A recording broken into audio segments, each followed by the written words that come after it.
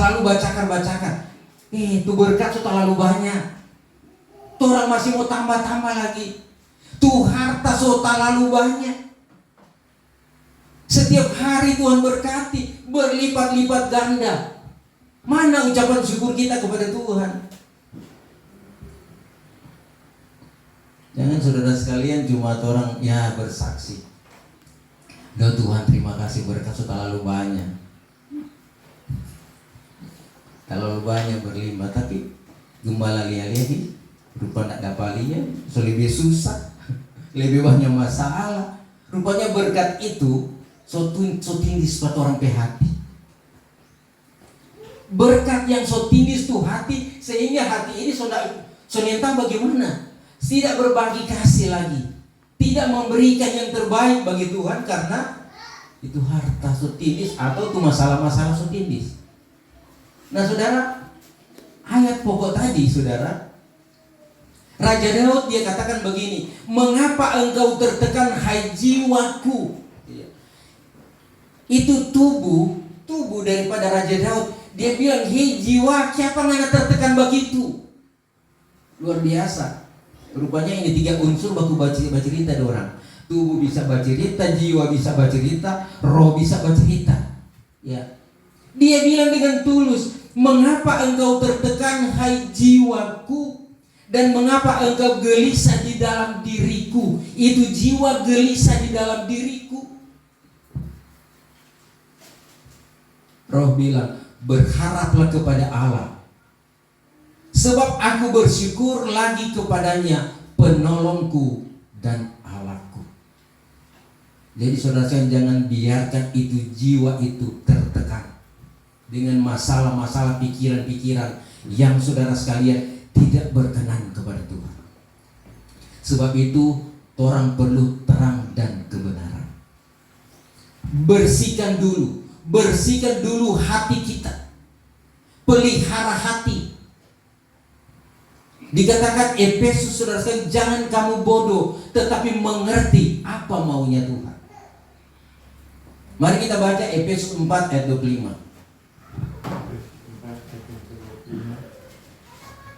Sebab itu hendaklah kamu bersehati daripada berbuat dusta. Baca kuat-kuat. Sebab itu hendaklah kamu berhenti daripada berbuat dusta. Apa? Sebab itu hendaklah kamu berhenti daripada berbuat dusta. Dan masing-masing berkata benar. Masing-masing berkata benar Dengan sesamanya manusia. Iya. Karena kita menjadi anggota di antara sama sendiri. Iya, sampai di situ dulu. Saudara, Rasul Paulus katakan saudara, karena dalam terjemahan baru, karena itu buanglah dusta. Itu dusta-dusta itu buang jauh-jauh. Masih adakah di sini yang suka-suka berdusta? Masih ada? Artinya itu tidak benar. Kalau masih ada, Rasul Paulus bilang buang. Seharusnya so buang dari tahun 2023. Seharusnya so buang dari tadi malam. Dan sekarang perlu kita berbicara jujur. Karena firman itu adalah benar dan jujur dan adil. Bagaimana firman Allah ada di hati kita sedangkan perbuatan kita masih penuh dengan dusta? Jadi buang itu dusta. Karena kita anggota sesama. Apabila kamu menjadi marah, janganlah kamu berbuat dosa. Jadi orang boleh marah. Ya. Karena kan ada yang bilang jangan baku-baku marah. Ya memang itu dilarang. Tetapi bukannya orang yang boleh marah. Kalau dia salah, anak-anak kita salah, ya wajarlah kita marah. Tetapi boleh marah, tapi jangan berbuat dosa. Semangat itu kan yang maksud.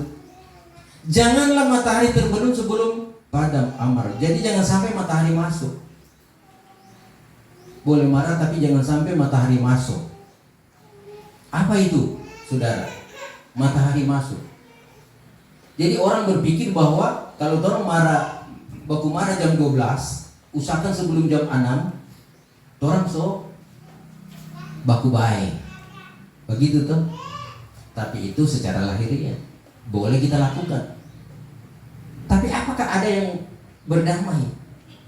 Ada yang sampai mati tak bawa cerita? Yang dimaksudkan firman Tuhan ini, jangan sampai matahari masuk, artinya jangan sampai kehidupan kita sudah mati, sudah ada di kubur, nyala sempat berdamai.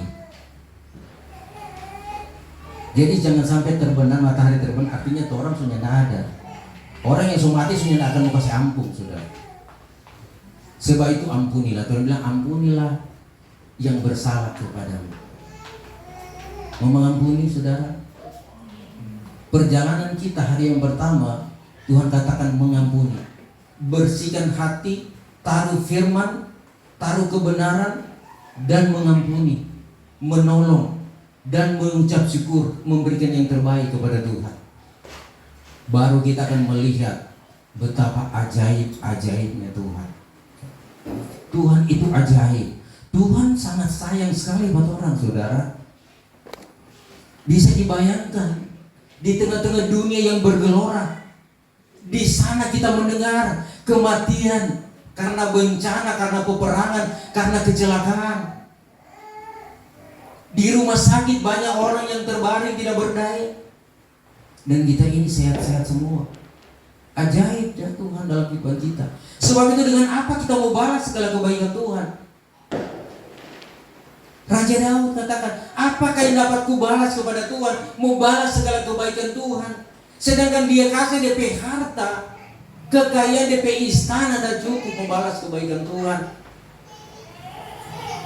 Karena Tuhan lebih baik, saudara. Demikian juga dalam kehidupan kita. Mari ada di dalam hati. Kita berusaha membalas kebaikan Tuhan dengan mendengar firman dan melakukan firman Tuhan. Jangan menyangkal dia.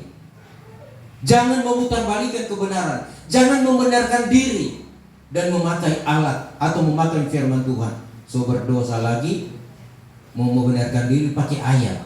Jangan sampai ada di antara kita hamba-hamba Tuhan dan sidang Jumat. Karena saudara sekalian, itu alatnya iblis. Sebab itu Tuhan akan memisahkan kita, orang-orang benar dengan orang fasik. Di hari-hari ini saya sedang merasakan bahwa pemisahan Tuhan semakin nyata. Saya berada di lingkungan-lingkungan orang-orang, hamba-hamba Tuhan, ternyata tidak sesuai di hati. Tapi saya bersyukur saya ada di antara orang-orang yang kecil ini, jemaat yang kecil, tetapi masih sehati, masih saling menegur, menasehati, memberi petunjuk, masih ada kebenaran, masih ada kuasa di sana.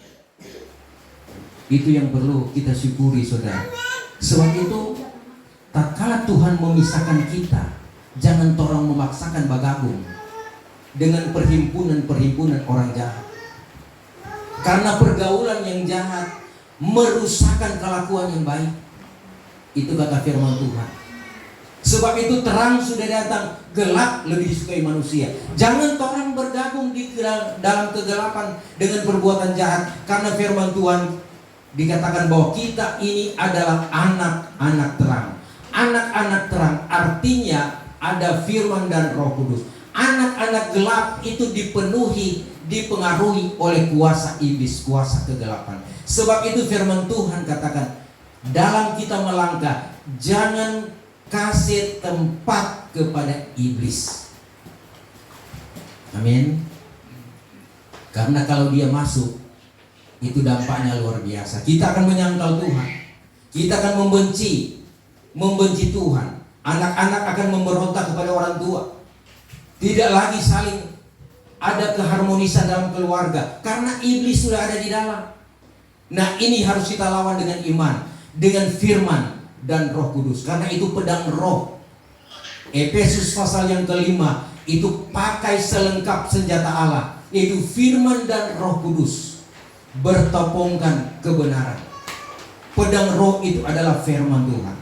Dan inilah yang menjadi kekuatan kita dalam kita melangkah, saudara.